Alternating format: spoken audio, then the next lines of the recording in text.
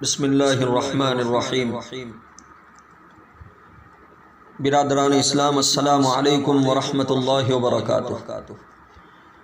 علماء کرام نے ایک عالم کامل کے چند آداب اور اوصاف بیان فرمائے ہیں۔ بندے کی دلی تمنا یہ ہے کہ ان اوصاف کو اور ان آداب کو آپ کے سامنے پیش کر دیا جائے۔ اللہ تعالی ہمیں ان اوصاف کے مطابق اور اللہ ہمیں ان آداب کے مطابق زندگی گزارنے کی توفیق عطا فرمائے۔ عزیز بھائیو، علامہ ابن جماعہ رحمۃ اللہ علیہ نے لکھا ہے کہ عالم کامل کو اپنے اندر درجہ ذیل 12 باتوں کا ہر وقت لحاظ رکھنا چاہیے۔ درجہ ذیل 12 باتوں کا ہر وقت لحاظ رکھنا چاہیے۔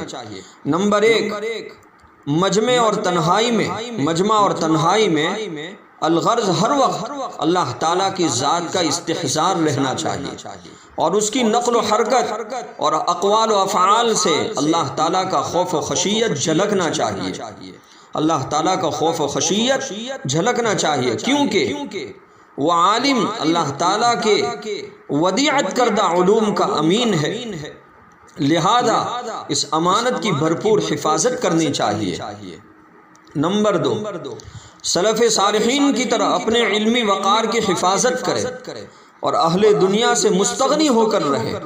نمبر 3، عالم کو دنیا سے بے رغبت ہونا چاہیے اور اپنی ذات اور اہل و عیال کی ضرورت سے زائد چیزوں سے حتی الامکان دور رہنا چاہیے۔ نمبر 4، اپنے علم کو دنیاوی اغراض کے حصول کا ذریعہ ہرگز نہ بنائے۔ نمبر 5، عالم کو حقیر یا ناپسند سمجھے جانے والے ذرائع آمدنی اور مشاغل سے نیز تہمت کے مواقع سے پوری طرح پرہیز کرنا چاہیے۔ نمبر 6، عالم کو چاہیے کہ اسلامی شعائر اور شریعت کے ظاہری احکام مثلا نماز باجماعت کی مکمل پابندی کرے اور سنتوں کے زندہ کرنے اور بدعات کو مٹانے میں اپنا کردار ادا کرتا رہے۔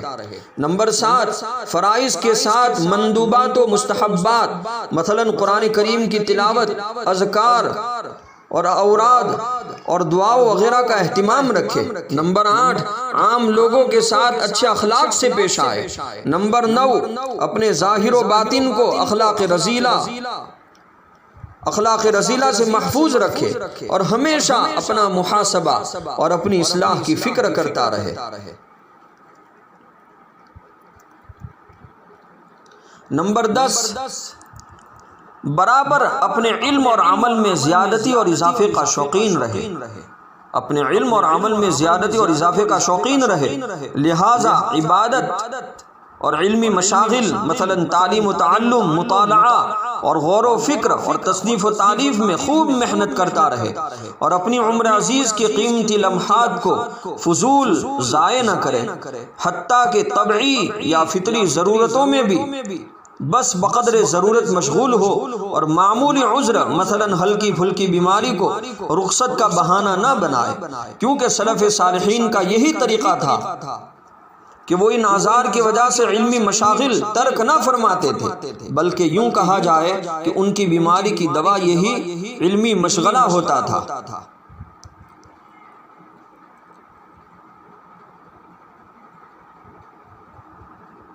جیسا کہ کسی شاعر نے کیا خوب کہا ہے، میں اس کا ترجمہ کر دیتا ہوں۔ اس وقت یہ الفاظ میری سمجھ میں نہیں آ رہے ہیں، صاف لکھے ہوئے نہیں ہیں غالباً۔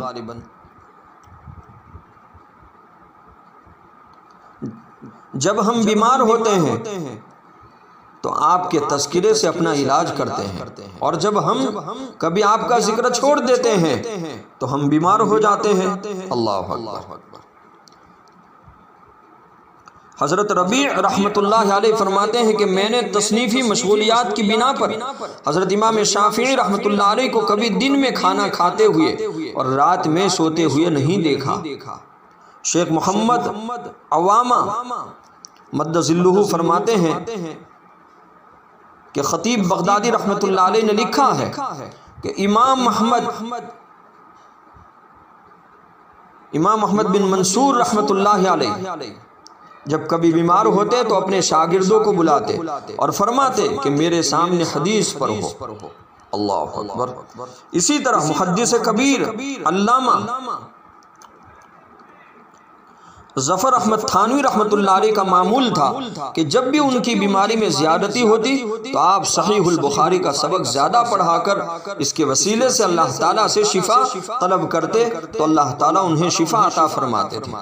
اور یہی بات میں نے اپنے استاذ گرامی فضیلت الشیخ عبد الفتاح ابو غدہ رحمۃ اللہ علیہ کے یہاں بھی محسوس کی۔ نمبر 11، عالم کو چاہیے کہ کبھی بھی دوسرے سے علمی استفادے میں آنا کانی نہ کرے، اگرچہ وہ دوسرا شخص عہدے، نسب یا عمر میں اگرچہ وہ دوسرا شخص نسب، عہدے یا عمر میں اس سے کمتر کیوں نہ ہو۔ نمبر 12، عالم کو چاہیے کہ کمال اہلیت کے حصول کے بعد تصنیف و تالیف اور جمع مضامین سے کبھی غافل نہ ہو تاکہ اس کا علم باقی رہے اور صدقہ جاریہ بنے۔ البتہ جو اہلیت نہ رکھے اس کے لیے یہ حکم نہیں، کیونکہ نااہل کی تالیف سے اور گمراہی پھیلنے کا اندیشہ ہے۔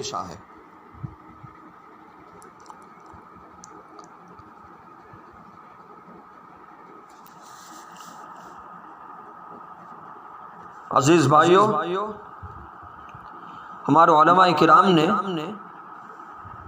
عالم محقق کی کچھ پہچان بھی لکھی ہے، وہ بھی میں آپ کے سامنے عرض کرتا جاؤں۔